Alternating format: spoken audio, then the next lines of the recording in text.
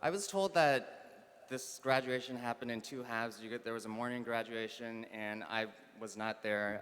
I was invited to only speak to the afternoon one, which actually I'm super excited about because I'm told you guys are the better half of the graduation class.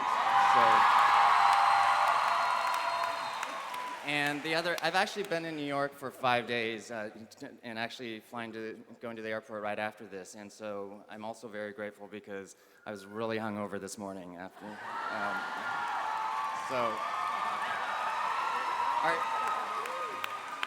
Do you guys hear this weird echo? Okay, I want to try an experiment actually. On the count of three, we're gonna go 1, 2, 3, and then everyone clap once.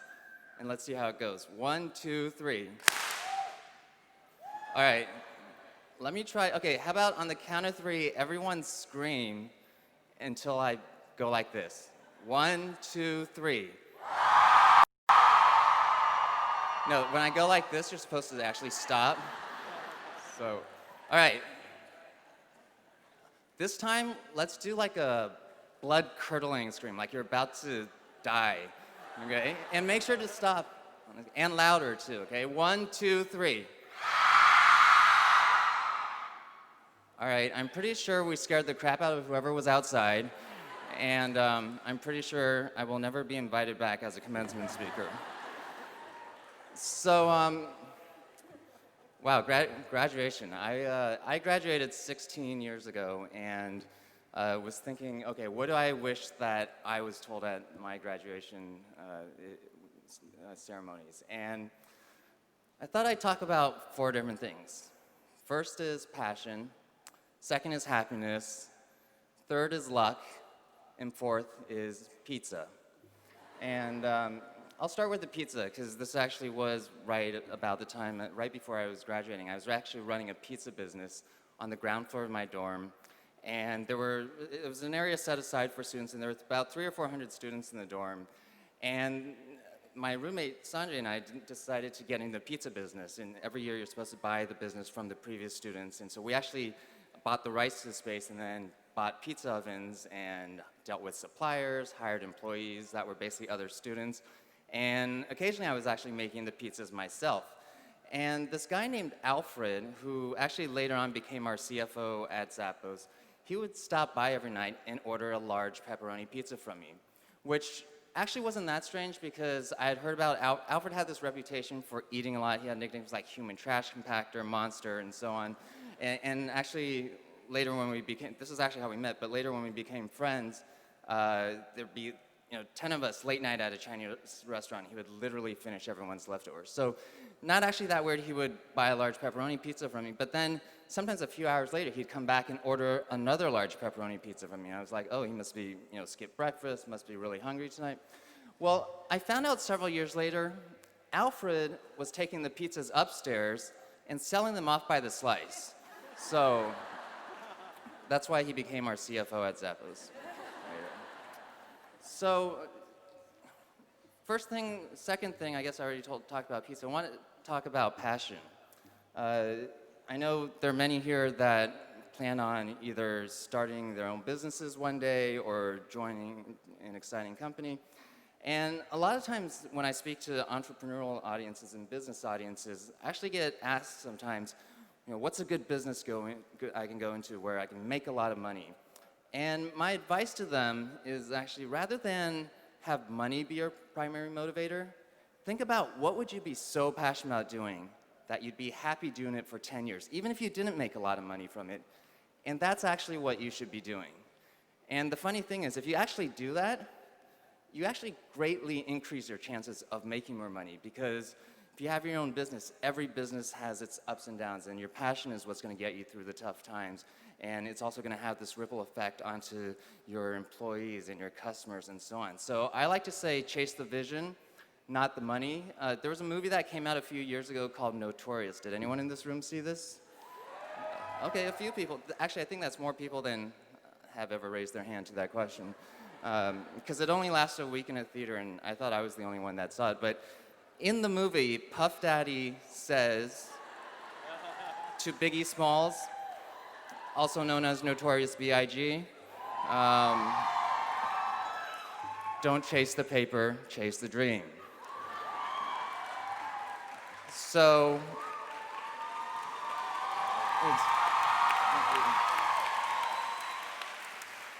so if you remember nothing else from my speech, just remember someone else's lines.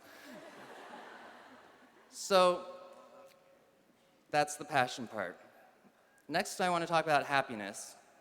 And not just, there's lots of books that are in people that are like, oh, just think happy, be happy, and so on. But I actually want to talk about the science of happiness and have all of you think of this question for yourself. What is your goal in life? And really think about that for yourself, because when I ask random people this question, I get all sorts of different answers. Some people say, oh, I want to grow a business, or I want to be healthy, and so on. And then I ask them why. So whatever answer you came up with for yourself, ask yourself why. And then people will come up with another set of answers, and so I can make money or run faster and so on. And then I ask them why again. And so whatever answer you came up with for yourself, ask yourself why again. And what I find really interesting is if you keep asking yourself why over and over and over again, eventually almost everyone winds up with the same answer.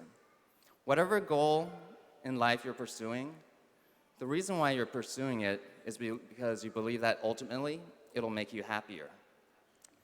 And so a few years ago, actually having nothing to do with Zappos or work or anything, this was more as a side hobby, I started reading all these books and articles about this new field of research called the science of happiness, which was actually kind of interesting because it didn't exist prior to 1998. Prior to 1998, most of psychology was about looking at people that had something wrong with them and trying to figure out how do you make them more normal. But almost nobody bothered to study how to take normal people and make them happier. And so I thought, oh, that's kind of interesting. And at Zappos, we're trying to make customers happier and trying to make employees happier. But as I was reading more and more of the research, one of the consistent findings from the research is that people are actually very bad at predicting what will make them happy in the long term, on a long-term sustainable basis. Most people think, oh, once I get this, then I'll be happy. Once I achieve this, then I'll be happy. Once my business gets to this level, then I'll be happy. When the research actually shows that's not true. Look at lottery winners, for example, their happiness level right before winning the lottery, and their happiness level a year later. And a year later, it's actually the same or maybe even a little bit lower. So as you graduate and move on to the next phase of your life, just realize that what you think you want is not necessarily what will make you happy. And there are things out there that you may not realize right now that will actually bring you a lot of happiness. And so to always keep an open mind. And one of the interesting findings I found from reading all this research is actually about the 3 different types of happiness, which I'd like all of you to keep in mind as you go on with your lives. The first type of happiness is about pleasure. And the 3 types are pleasure, engagement, and meaning. So the first type is about pleasure. And it's all about chasing the next high, which is great if you can sustain it. The problem is it's really hard to sustain unless you're basically a rock star. And what the research has shown is that as soon as the source of stimuli that's giving you that high goes away, your happiness level just plummets and drops right back down to whatever it was before. So out of those 3 types, pleasure, engagement, and meaning, it's actually the shortest lasting type of happiness. And this is from the research. The second type is called flow, and we've all experienced this. It's about those moments of time when you're so into something that, it's different for different people. For some people it might be running, for other people it might be painting, but you're so engaged in some activity that time just flies. 3 hours pass and it seems like it's only been 20 minutes. And kind of for professional athletes, they refer to it as being in the zone, where peak engagement meets peak achievement. And you lose a sense of time and you lose a sense of self-consciousness or even self. And so we've all experienced this, and so kind of the strategy there is notice when it happens and then think about either changing your job, your friends, where you live, your environment, to have those moments of flow occur more frequently. And out of those 3 types, it's actually the second longest lasting type of happiness. And the third type is about being part of something bigger than yourself, which has meaning. So for some people, that might mean volunteering for their favorite charity, for example. And what the research has shown is that that's actually the longest lasting type of happiness.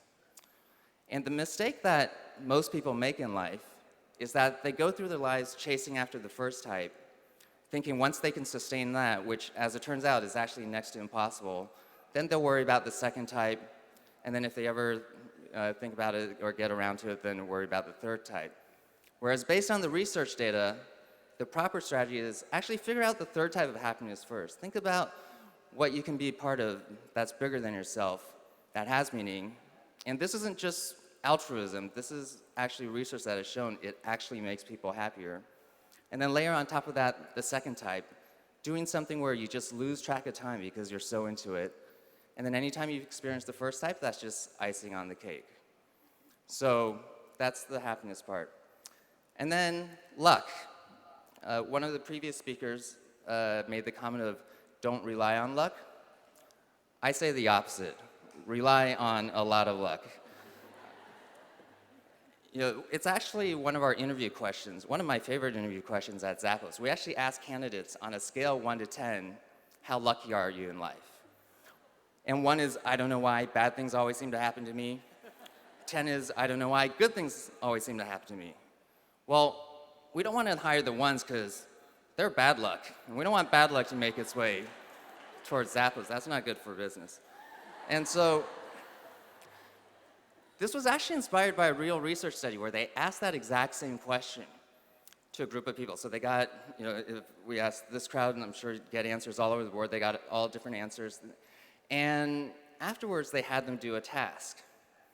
And the task was to go through a newspaper and count the number of photos that were in that newspaper. But what the participants in the study didn't know was that it was actually a fake newspaper. And sprinkled throughout the newspaper were these headlines that would say things like, if you're reading this now, you can stop, the answer's 37, collect an extra $100. And what they found was that the people that consider themselves unlucky in life generally never noticed the headlines. They diligently went through this task they were assigned and eventually came up with the right answer. Whereas the people that consider themselves lucky in life generally stopped early and made that extra $100. So the takeaway is that it's not so much that people are inherently lucky or unlucky in life, but luck is really more about being open to opportunity beyond just how the task or situation presents itself. So as you go on to your next job and through your life, really think about how do you make your own luck and how do you view things beyond just how it's presented to you. And those are the things that I wish I had heard in 16 years ago when I was graduating. And so just want to say congratulations to the class of the better half of 2011. Thank you.